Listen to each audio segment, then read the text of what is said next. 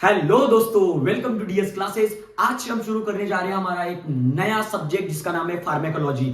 बहुत से बच्चों पे परेशानी है, बहुत से स्टूडेंट को मुझे डीएम भी आया है कि सर फार्मेकोलॉजी पे लेक्चर बनाओ, सर फार्मेकोलॉजी नहीं समझ में आती है, कैसा होता है, क्या होता है। तो बच्चों मैं आ गया हूं। तो आज से हम शुरू करने जा रहे हैं हमारे फार्मेकोलॉजी का lecture. Each and every drugs को क्लियर करेंगे, उनके क्लासिफिकेशन, उनके साइड इफेक्ट, उनके एडवर्स इफेक्ट, उनके बेसिकली नर्सिंग रिस्पॉन्सिबिलिटी क्या क्या होती है, हर एक चीज को हम करेंगे। So don't worry, please video को एंड तक देखो। तो आज हम पहला टॉपिक हमारा शुरू करेंगे जिसका नाम है एंटी एंजाइनल ड्रग। अब एंटी एंजाइनल ड्रग होता क्या है, तो सिंपल सी बात है, एंटी माने against anginal, angina is related to our chest. Okay, then so these drugs those prevent about the terminate attack of angina pectoris. okay, anti anginal drugs ऐसे drugs होते हैं जो कि basically terminate attack of angina pectoris को क्या करते हैं, prevent करते हैं। अब सर angina pectoris क्या होता है, आओ बच्चों।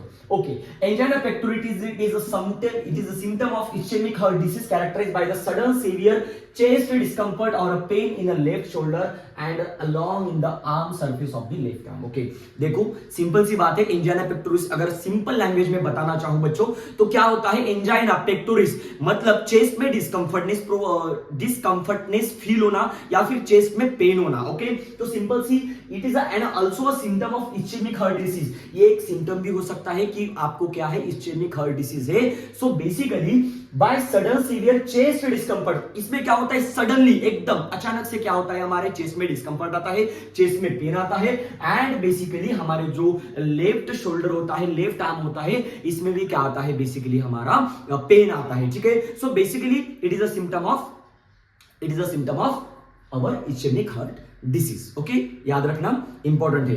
तो एंटी एंजाइनल ड्रग्स में हम किसके बारे में पढ़ने वाले, जो हमारा एंजाइना पेक्टोरिस होता है, it is a symptom of ischaemic heart disease. इसके अगेंस्ट हम क्या क्या ट्रीटमेंट करेंगे, कौन से ड्रग्स है, तो बेसिकली इन सभी के बारे में हम पढ़ने जा रहे हैं। ठीक है, then angina is due to decrease O2 supply to the heart. अब ये होता किस वजह से सर, सो बेसिकली एंजाइना किस वजह से होता है, due to the decrease O2 supply to the heart.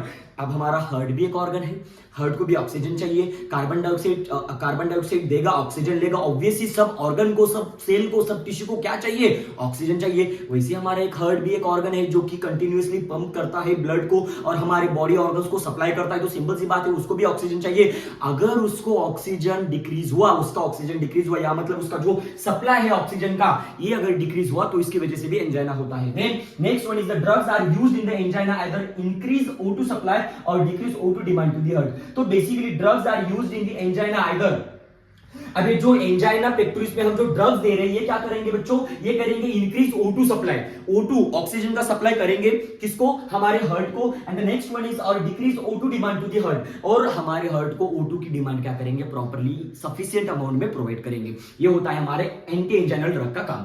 Then anginal drugs classification, तो बेसिकली जो हमारे एंजाइनल ड्रग क्लासिफिकेशन, 4 क्लासिफिकेशन है बच्चों।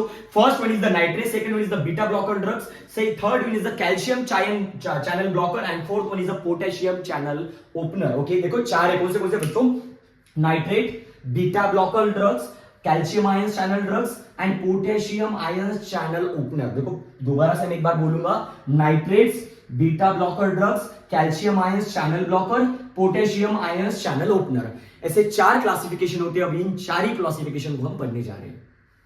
अभी हम पढ़ेंगे क्लासिफिकेशन, 4 क्लासिफिकेशन है हमारे एंटी एंजाइनल ड्रग के, जो कि है, पहला है nitrate, second one is basically our beta blocker channels, third one is calcium ion channel blocker, and fourth one is the potassium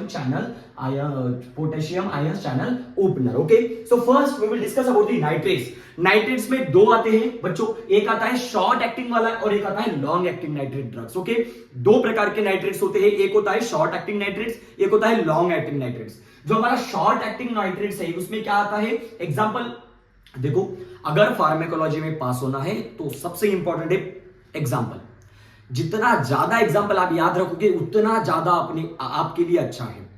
अगर एग्जाम्पल नहीं याद हुआ तो आपको फार्मेकोलॉजी नहीं समझ आएगी या फिर आपको अच्छे से मार्क्स नहीं मिलेंगे। तो सिंपल सी बात है बेटा, आपको उस ड्रग्स का बेसिकली क्लासिफिकेशन याद करना है। एडवर्स इफेक्ट तो आ जाते हैं, एडवर्स इफेक्ट में कोई डाउट नहीं है, लेकिन एग्जाम्पल बहुत इंपॉर्टेंट है। आप इधर का उधर नहीं कर सकते। आप anti anginal drug, anti anginal में ही आप एंटी नर्वस या फिर एंटी हिस्टामिन ये ड्रग्स नहीं डाल सकते। आप बेसिकली एंटी एंजाइना पूछा है तो आपको वही ड्रग्स डालना है। अगर उसमें भी आपको नाइट्रेट पूछा है, आपको बेसिकली बीटा ब्लॉकर्स पूछा है, कैल्शियम आयंस पूछा है, तो यही आपको एग्जैक्टली उसके एग्जांपल एक या दो अगर याद रहे तो भी ठीक है, लेकिन आपको याद करना है, वही ड्रग्स उसमें डालना है, इधर का उधर नहीं करना, नहीं तो बहुत सारी गड़बड़ हो जाएगी। अगर मैं हार्ट का पेशेंट हूं, मुझे ब्रेन का कोई भी प्रॉब्लम नहीं है, तो मुझे ब्रेन का क्यों ड्रग्स दे रहे हो ना? आई बात समझ में आपको? सो बेसिकली ऐसी बात है।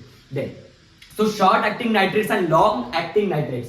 शॉर्ट एक्टिंग नाइट्रेट्स में क्या आता है? एसटीएन ग्लिसरॉल ट्राइनाइट्रेट आता है, ये हो गया पहला example. And then second one is the trans nitroglycerin, this is the second example. First example क्या होता है हमारा शॉर्ट एक्टिंग नाइट्रेट्स में? कौन आएगा? STN glycerol trinitrate, and second one is the nitroglycerine. Then long acting nitrates में आता है हमारा sorbitrate and second one is isosorbide dinitrate. First one is the sorbitrate and second one is the isosorbide dinitrate. दो example है, important है, याद रखना है। देखो सिंपल सी बात है, पहला नाइट्रेट है, नाइट्रेट में दो, एक होता है शॉर्ट एक्टिंग, होता है लॉन्ग एक्टिंग। शॉर्ट एक्टिंग में STN glycerol trinitrate and nitroglycerine, and long acting में आएगा हमारा sorbitrate and isosorbide dinitrate. Okay, ये हो गया हमारा फर्स्ट ड्रग जो कि है nitrate. Then second one is the beta blocker drugs, ये इंपॉर्टेंट है, आपको हर जगह आएगा, तो बीटा ब्लॉकर ड्रग्स याद में रखो। देन बीटा ब्लॉकर ड्रग्स में क्या आएगा हमारा? प्रोप्रानोलॉल। कौन आएगा? फर्स्ट एग्जांपल क्या आएगा हमारा? प्रोप्रानोलॉल, देन मेटाप्रोलॉल एंड टाइमोलॉल। तीन एग्जांपल याद रखना है, सिंपल सी एग्जांपल मैंने आपको, ऐसे तो बहुत सारे हैं, तो बेसिकली मैंने आपको तीन एग्जांपल याद करने को बोला है। कौन सा? प्रोप्रानोलॉल, बोला propranolol, metoprolol and timolol. Propranolol, metoprolol and timolol. Okay, ये हो गया हमारा सेकंड ड्रग्स कंप्लीट, जो कि है beta blockers drugs. Then third one is the calcium ions channel blocker. Calcium ions channel blocker, उसमें कौन कौन आएंगे? नाइसोडिपाइन आएगा, फ्यूलोडिपिन आएगा, एम्लोडिपिन आएगा, वैरोपिनिल आएगा और इसराडिपिन आएगा। ठीक है, देखो इतने सारे अगर याद भी नहीं हुए, तीन ही अगर, दो या तीन अगर याद रहे तो भी अच्छी बात है, लेकिन कोशिश करो, जितनी ज्यादा कोशिश करोगे उतना ज्यादा एग्जाम्पल आपको याद रहेंगे, और जितना ज्यादा आपको ये एग्जाम्पल याद रहेंगे उतने अच्छे मार्क्स आएंगे। देखो याद रखना, ठीक है। देन देखो कौन से एक है nisoldipine, second one is the felodipine, amlodipine, verapamil and isradipine. Simple सी बात है, डिपिन लगा देना। ओके, देन नाइसोडिपिन लगा देना नहीं है, ओके, आपको याद करना है, ठीक है। Nisoldipine, felodipine, amlodipine, verapamil and isradipine. Okay, ये हो गया हमारे कौन से? Calcium ions channel blocker. Then potassium ions channel opener, उसमें क्रोमैकैलिन, पिनासिडिल एंड नाइक्रानिडिल। ओके, देखो थोड़ा डिफिकल्टी है, अगर बोलना चाहूं तो नहीं आ रहा है, तो सिंपल सी बात है, आपको ना थोड़ा याद ही करना है इनको। क्रोमैकैलिन एंड पिनासिडिल एंड नाइक्रानिडिल। ओके, नाइकारानिडिल। ओके, देखो मुझे भी नहीं आ रहा प्रोनाउंसिएशन, लेकिन आपको याद करना है। देखो मेरे साथ साथ बोलिए, क्रोमैकैलिन, पिनासिडिल एंड नाइक्रानिडिल। ओके, सो ये रहे हमारे क्लासिफिकेशन ऑफ ड्रग्स, किसके?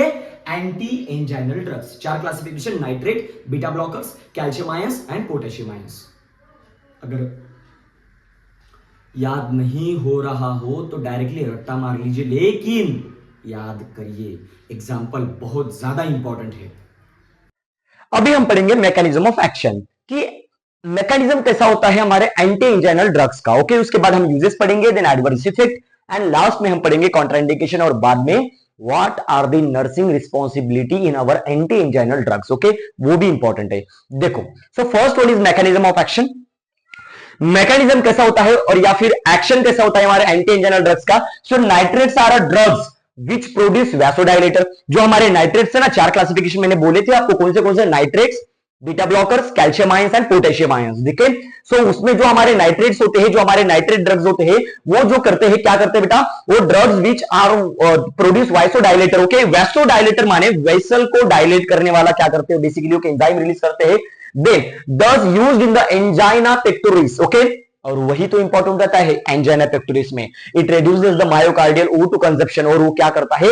जो मायोकार्डियल O2 कंजप्शन है उसको रिड्यूस करने का काम करता है, जो कि which is very very helpful for our EMI patients. Okay, and then angina pectoris as well as. Then uses, what are the uses of our anti anginal drugs to treat acute angina? Obvious सी बात है, anti anginal, anti माने against, angina माने और chest pain, मतलब जो भी हमारा एंजाइना पेक्टोरिस है या फिर जो भी हमारा एंजाइना पेक्टोरिस वो जो डिसीज है उसमें जो ट्रीट करता है एक्यूट एंजाइना को as well as prevention of acute and chronic angina, वो एक्यूट हो या चाहे क्रोनिक हो, कौन से भी एंजाइना को क्या करता है वो ट्रीट करने का काम करता है, कौन करता है हमारा anti anginal drugs. Okay, the next adverse effect, what are the effect, obvious सी बात है ड्रग्स होता है उन कौन सा भी कोई सा भी ड्रग्स रहने दो उनका क्या होता है एक एडवर्स इफेक्ट जरूर होता है। तो सिंपल सी बात है एडवर्स इफेक्ट भी लिखना है। अगर 5 मार्क्स के लिए क्वेश्चन आए एंटी एंजाइनल ड्रग तो सिंपल सी बात है पहले लिखना है आपको एंजाइना क्या है, एंटी एंजाइनल ड्रग्स का काम क्या होता है, उसके बाद आपको क्या करना है क्लासिफिकेशन लिखनी है, 4 क्लासिफिकेशन कौन से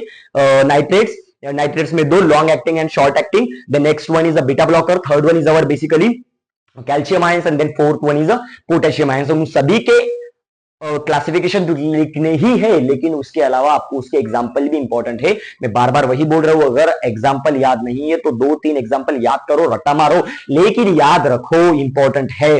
then next one is adverse effect. Then adverse effect most common, अगर एडवर्स इफेक्ट बताना चाहूं बच्चों हमारे एंटी एंजाइनल ड्रग्स का तो वो है headache. It is the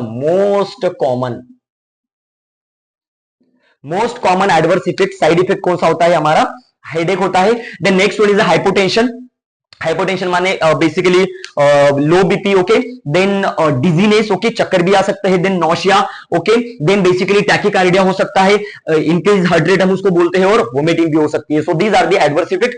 adverse effect simple है, आपको 2-4 अगर आपको याद भी होता है, ओके, सिंपल सी बात है, पहले तो हेडेक, डिजीनेस, टैकीकार्डिया होगा, वोमिटिंग होगा, देन अब tachycardia it is related to our heart ना, सो दैट्स व्हाई टैकीकार्डिया हो सकता है, वोमिटिंग भी हो सकती है, नौशिया भी हो सकती है, डिजीनेस भी आ सकती है, ठीक है, ये हो गया हमारे एडवर्स इफेक्ट, सिंपल है। Then next one is the contraindication. Contraindication माने बेसिकली हम किस पेशेंट को हम नहीं दे सकते, ठीक है। देन हाइपर सेंसिटिविटी, जिनको हाइपर सेंसिटिविटी होती है उनको भी हम नहीं दे सकते, मतलब उनमें कॉन्ट्राइंडिकेशन हो सकते हैं। देन सीवियर एनीमिया, जिनमें सीवियर एनीमिया है उनमें भी हम बेसिकली कॉन्ट्राइंडिकेशन हमको देखने को मिलेगा। Then patient with early MI, जिसको पहले ही एमआई मायोकार्डियल इंफ्रैक्शन आ चुका है, उनमें भी कॉन्ट्राइंडिकेशन हो सकता है। And the next one is the patient with increase ICP, ऐसा पेशेंट जिसका आईसीपी इंट्राक्रैनियल प्रेशर ये बढ़ा हुआ है, उस पेशेंट में भी कॉन्ट्राइंडिकेशन आ सकते हैं। अगर वीडियो अच्छा लगा हो तो प्लीज लाइक करो, शेयर करो एंड सब्सक्राइब करो। Thank you.